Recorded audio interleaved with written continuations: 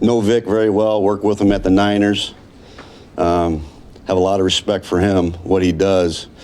And he's been well renowned in this business for a long time. It was good that he got a Super Bowl for the first time last year. I texted him as soon as it happened. Listen, we got a lot of work to do up handling these guys up front. That's the biggest thing, the rush, their front, man, they really get after it. And it was the same thing when I was in San Francisco. We had a great front seven. I mean, that's what he really relies on. They don't do a lot of stuff. It's just they really rely on that front. And the back end, they do a really good job. They're real disciplined. They don't do a lot of stuff, so they know exactly what they're doing. So we're looking forward to the challenge. So any questions? We start with just last week. Yeah. You know, obviously when Dan took the play calling, can you just walk us through how that went for you? I know that was important for you to be a play caller, getting a second shot. So what did it mean when he took it from you? How did you? Yeah, I mean, I'm not going to say exactly how it went down because that's private, but I fully support it. Listen, man, I've been doing this for a while. I've been with head coaches that are offensive guys, play callers, so I'm used to that. I feel very prideful of the things that I was doing. There's some things that I got to learn, no doubt, just like everybody else. But listen, I want to do whatever it takes to win. I mean, as soon as you said, I'm like, all right, let's go. What do we got to do? That's the way I've always been in this business. I've been cut 6 times. I've been fired. Man, you just march on, okay? Because it's always about the team. It always is. It ain't about me. Goals and this and that. No, the ultimate goal is to win the Super Bowl. So I didn't even blink twice because I know my role here. And the only thing that's changed is that he's calling it on game day. I'm doing everything else is still the same. So I don't blink twice when things happen in this business. You always expect the unexpected and you move on. That's the way I've been taught. That's the way I've always done it. So I like where we're at. I mean, I'm going to help him as much as I can, just like I did last week during the game. Getting to feel how he does things, how they've done it here, and that's good. That's what I need to see that. And I'm helping him with things that he doesn't, because he hasn't called plays a lot, and neither have I. But I tell you what, the collaboration that we always have great communication. Every day we always talk, and it's been great. It's been great, and like I said, man, I just move forward. I just want to win. I'll do whatever it takes to help this team to win. You know what I'm saying? So I have a role. I know what it is. If he wants me to be ready again, I'll be ready. That's the way I approach it because I've always approached every game. I've helped Coach Payton on game day and John Gruden, I've helped them on game day. So I've always approached the game like I'm calling it. That's the way I've always done it. I've always prepared like a coordinator. So I think that's helped me. And I continue to do the same stuff. As Dan said, does the respect level, do you gain a different level of respect for Dan approaching things head on? You don't got to hear from nobody else. He's coming straight to you. Oh, yeah. Do you respect that? Respect the man to man in that conversation. But we always talk about it. And I think it's great because there's things that maybe he was always asking me questions, because I'm really heavily in the passing game, obviously. And I'm help him. In the run game, I have questions. And that's just that communication every single day, along with Jared, and it's just been awesome. It's been awesome. So, like I said, man, I don't blink. Let's just go on. We're moving on. How do we beat Philadelphia? What's the best way of doing it? And we just keep marching forward, man. You alluded, though, to the possibility of regaining the play caller role. Dan said the same thing when we talked to him the other day. So I guess just how do you approach the rest of the season knowing that that's still on the table? Yeah, I observe what's going on during the game, and I just prepare like I'm doing it. Like I did last week, I'm preparing like I'm calling the game, all right? Because in the game, I'm like, okay, you're getting this, you're getting that. Okay, be ready for this, or that. You know what I mean? I help him with that. So I'm approaching it like I'm still calling it. And then I'm kind of watching how he does things a certain way, to get in the flow. There was a good flow last week. The players felt it too. So that's me observing that and looking at that. What did you learn from last week? Like in terms of getting that flow, was there something that happened that maybe you can, add to your, next time you're calling? Yeah, I don't want to go into it and give the opponent something else, but I can see, whether it's certain calls, set up this and that. That's the thing that I'm learning a little bit. How they've done it here, which has worked really well. And I'm not saying I tried to do that, but I can see how it goes. That's the biggest thing I caught from it. John, flow can be a hard thing to quantify. Sure. When you're feeling it, to you, what does it look like? How does it feel, I guess? Well, you saw it last week. I mean, and for one series, we had all first downs. You know, I talk about CFL football. First, second, it wasn't even that. I don't even know what it was. It might have been Tecmo. But you can feel it. You know what I'm saying? It's just first down, second down, first down, second down, first down, second down. And we had those moments this year. But it's just like everything was clicking last week. And I just thought that was really cool seeing that. And the players feed off of that. You know what I mean? So that's the thing I've learned from it. Because there's, you know, when I was calling it, I'm like, okay, what do you want this, you want that, you know what I mean? So I'm waiting at times for a call at times. Now Dan's just calling, you know what I'm saying? And then he'll say, okay, give me a pass, you know what I mean? Give me a pass. What are you thinking? And boom, I'm ready. So like during the game, I'm ready. I'm ready. Whatever the down and distance is, whatever it is, I'm ready for the pass. As soon as he says, I'm giving it to him. So that's kind of how I'm approaching it. A lot of people may hear you talk and just wonder like how you can be so positive, you know what I mean? Like it does seem like a demotion getting the play calling duties stripped from you. So can you explain that a little bit more? Because we've seen it here before where it happened and it didn't work out with, you know, Anthony. And so, well, I'm still doing everything again, but I'm not calling the game. So you always have to be positive. You know, it ain't about me. It's about the team. It always is. I keep saying that, but it really is. I'm going to do whatever it takes. And why mope around so players can see that? What good does that do? I mean, to me, that's the way I've been taught. Just growing up and the coaches that I've been around, you always be positive. You know, you do whatever it takes to win the game and to prepare the team. And that's what I'm still doing. Because then it's about me if I just mope around and players see that. I'll never do that. Never. your whole career to be a play caller, you know what I mean? Yeah. So is there a shot to the right at all when it gets taken away? Nothing like that? I don't see it. You know what I mean? It's just like, okay, I was a starter, now I'm not. Okay, what do I got to do to become a starter again? You know what I'm saying? You know, if someone tells you you're demoted and you're not going to be here anymore and you're going to work for high school games, what are you going to do? You're going to keep fighting, right? That's what we do. You know, that's what the Lions do. You know what I'm saying? This organization's been awesome. And they live off grit, adversity, fighting through it. That's me. You know, like I said, my dad worked for GM for 30-some years. I saw him work on the assembly line forever. So that's all I know.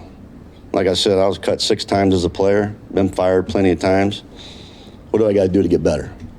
All right, that's the way you approach it. That's the way we tell our players, right? Player loses starting position, what is he going to do? He's just going to mope around and quit? No, he's not. Because we don't hire guys like that, or we don't draft players like that. We hire guys that are fighters, and we'll do whatever it takes. Scotty talked this week just about some of the coverages that Saint is seeing, and some of the double coverages, the over top, and how that's opening some stuff up for some other guys, JMO in particular, and some of those crossing routes and short stuff. Have you guys seen an increased frequency of that with Saint teams trying to take him away, and how can that open things up like it did last week for others? Yeah, we've been seeing it, and they've also doubled JMO at the same time. You know, a couple of teams have done that. Every team's different. Some people do it, some people don't. Some people play zone and double it that way. They cloud. Last week, we didn't really see any of that. I mean, we were taking advantage of what they were doing. It was pretty simple. But yeah, and we know that going out. Usually it happens on third down, right? So that's my job to figure out ways, okay, how do I get him open a certain way? And I love that. And I love the game planning aspect of that. I live for this week. You know what I mean? I live for it because it's a little chess match that you play, you know, to get guys open, and then you show them. This is why we're doing this. Okay, you're going to get double. Well, let's do this. So you can't. There's certain ways to do it. Like I said, I've done it for a long time. When I'm looking at how to get guys open, I'm thinking of all the plays and guys that I've been around, how we've done it, the coaches I've been around. I just love that whole aspect of just the grind during the week and figuring out things. And then game day, they go make it work, and it's cool when it does work. Every once in a while they get you. So You brought up Fangio in the opening. Go ahead. You brought up Fangio in your opening comments. Obviously, long track record of success. Yep. How you can't stay the same in this league. So how have you seen Say again? maybe you can't stay the same in this league? You have to constantly be evolving. How have you seen him schematically evolve over the years? He's been the same. I'm just telling you. You can be the same. And that's the way, Vic has been. He knows, there's been plenty of guys, Vic has this tree of these certain coordinators. They all do the same thing. That's why I said he relies on the front. These guys get after it. And they make it tough. It's hard to get big plays against these guys. But the way the game plan is set up, we'll see what we can do.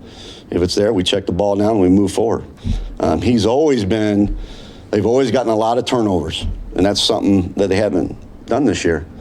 Because he's always been in tops, even when I was at the Niners. Well, best defense, why? Because they got a lot of turnovers. Wherever he's been, they've gotten a lot of turnovers.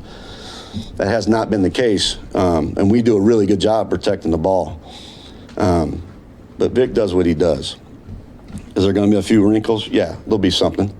To look, when you look at the prior games and stuff, there might be well, maybe we should do this if they didn't fix that, but that won't be the case. Was it frustrating?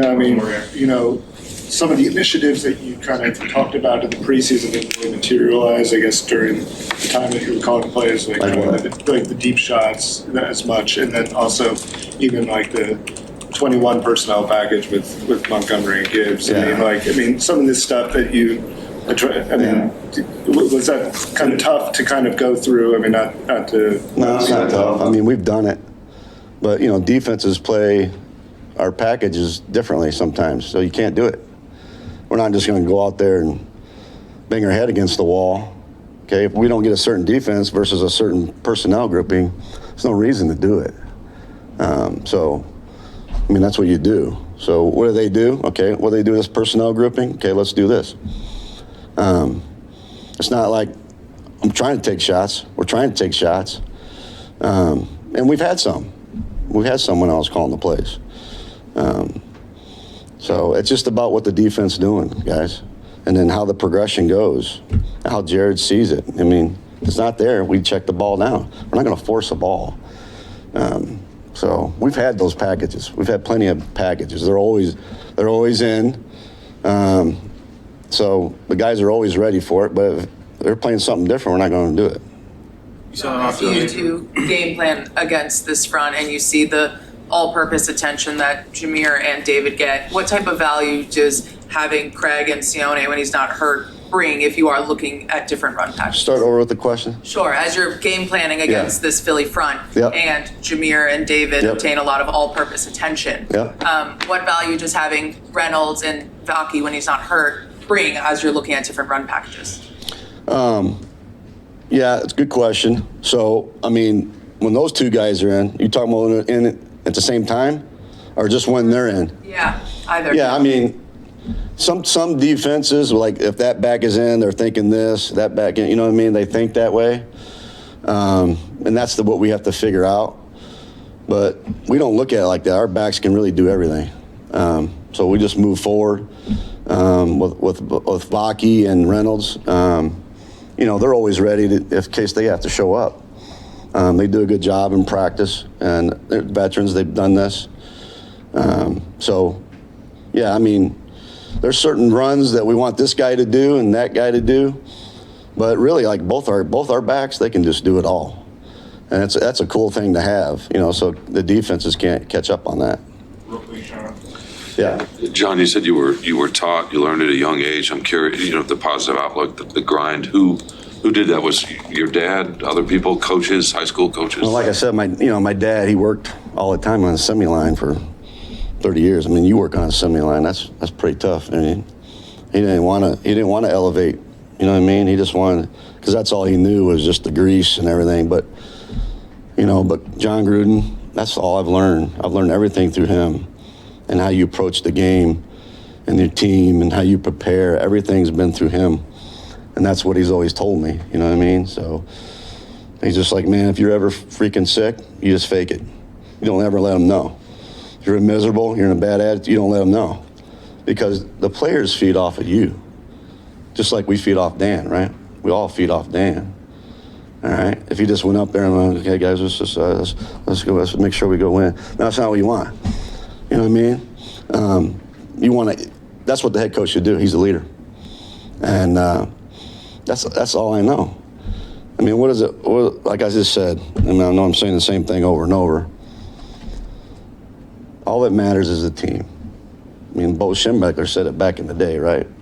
It's always about the team. It's always about the team. It ain't about individuals. It's about us together. All right, so how do we do that? All right, let's fight whatever we got to do to make this thing work. That's what we're going to do. Because the ultimate goal is to win the Super Bowl. And the only way you're going to win the Super Bowl, you win it as a team. That's it.